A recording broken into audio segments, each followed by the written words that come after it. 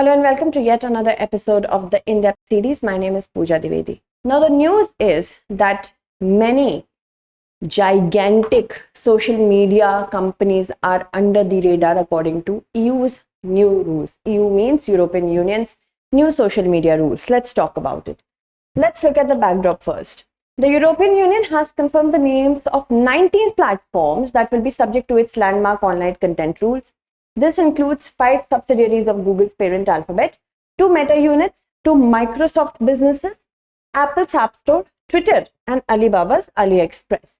These rules are notified under the Digital Services Act, which aims at overhauling the EU social media and e-commerce rules and are also tightly regulating the way these big platforms are working with user content.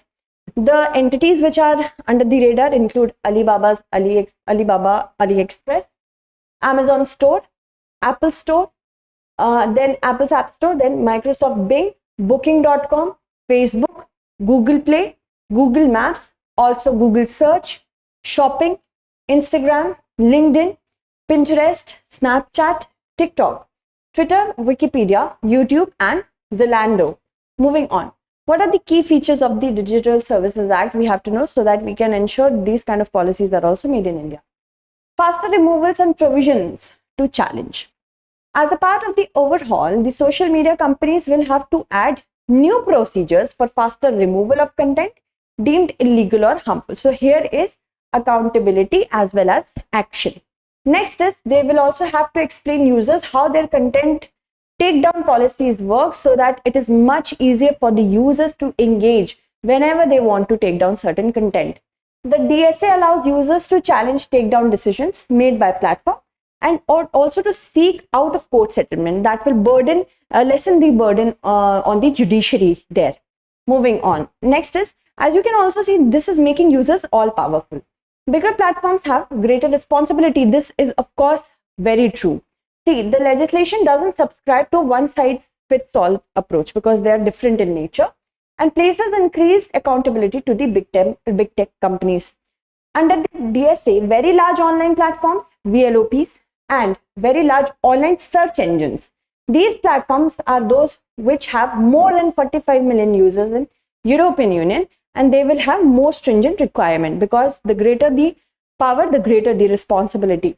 Direct supervision by European Commission will be done. These requirements and their enforcement will be centrally supervised. So it is very important for us to know this.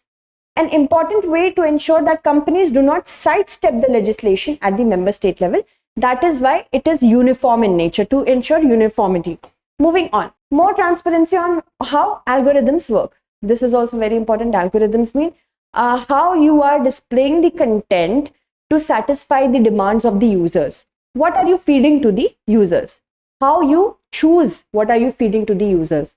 So VLOPs and VLOSCs will face transparency measures and scrutiny of how their algorithms work. That means if you are letting only the major companies or major tech companies flourish your page, how you are doing that? You are making sure that the smaller players are not having any chance to come and compete with these bigger companies. How are you doing that? So that is also there.